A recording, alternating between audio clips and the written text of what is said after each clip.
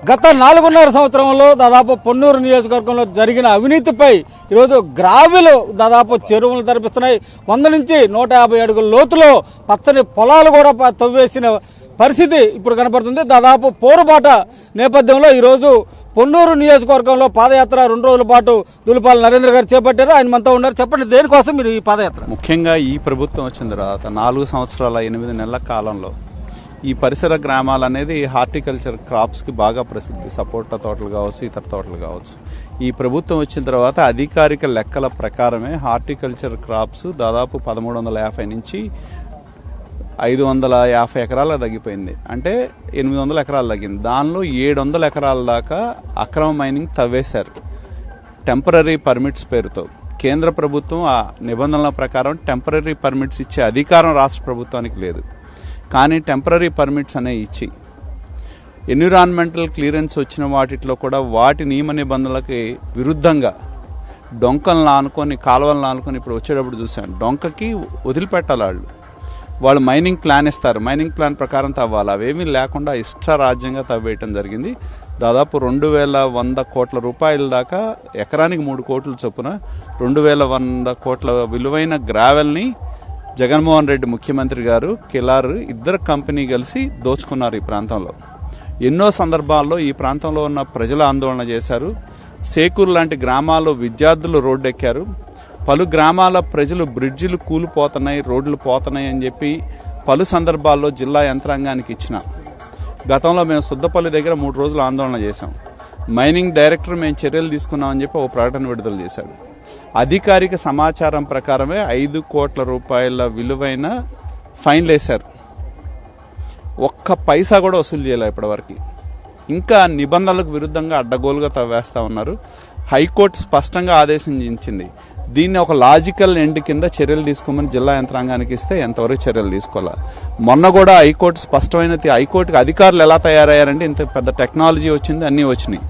ఆటిట్లో అంట నీళ్లున్నాయంట, నీళ్లున్నాయి కాబట్టి వాళ్ళు కొలవలేకపోయారంట. ఇంత టెక్నాలజీ వచ్చిన తర్వాత హైకోర్టు స్పష్టమైన ఆదేశాలు ఇవ్వడం జరిగింది. ఏమని? మీరు నీళ్లు తీసైనా సరే వాటన్నిటిని కొలిసి సంబంధిత వ్యక్తుల మీద చర్యలు తీసుకోమని చెప్పి. ఆ విధంగా ప్రభుత్వం యొక్క చర్యలు లేవు. కాబట్టి ఈ 4 సంవత్సరాల 8 నెలల కాలంలో 2100 కోట్ల రూపాయల దోపిడీ మన జగనన్న ముఖ్యమంత్రి అయిన తర్వాత మేము చూస్తూ ఉంటాం. మేము ఆందోళన చేసినప్పుడల్లా కిలార్ వెంకట రోసే గారిని పిలుస్తాడు. మేము అనుకుంటాము ఆయన ఆపుతాడేమో, ముఖ్యమంత్రి కదా, ఈ రాష్ట్రానికి కుటుంబ పెద్ద, వాళ్ళ ఎమ్మెల్యే అక్రమాలు చేస్తుంటే ఆపుతాడు అనుకుంటున్నాం.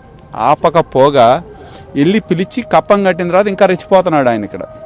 అంటే వాటాలు ఈ 2100 కోట్ల రూపాయల్లో వాటాలు తాడేపల్లి ప్యాలెస్ కూడా చేరటం మూలాన ముఖ్యమంత్రి యొక్క జగన్మోహన్ రెడ్డి, కిలార్ వెంకట రోసయ్య భాగస్వామ్యంతో ఈ ప్రాంతంలో గ్రావెల్ దోపిడీ జరుగుతూ ఉంది. ఎంత నిస్సిగ్గుగా ముఖ్యమంత్రి కార్యాలయంలో పనిచేసేవాళ్ళు, సీఎంఓ ఆఫీసులో పనిచేసే రవికుమార్ అనే వ్యక్తి ఆయన ట్యాగ్తో కారులో వేసుకొని పోలీసులను తీసుకెళ్లి ఎవడన్నా అడ్డం పడితే పడటానికి వీల్లేదని చెప్పి పోలీసులను అడ్డం పెట్టుకొని, రెవెన్యూ అధికారులను అడ్డం పెట్టుకొని జిల్లా అధికార యంత్రాంగం కుమ్మక్కయ్యేతేనే ఇది సాధ్యపడుద్ది. కాబట్టి ఈ ప్రాంతంలో ఇన్ని విలువైన 2100 కోట్ల విలువైన దోపిడీని ఈ గ్రావెల్ బకాసులు మింగేశారు. దీన్ని ఇవాళ జగన్మోహన్ రెడ్డి గారు నేనేదో అద్భుతాలు చేస్తున్నా అని చెప్తున్నాడు.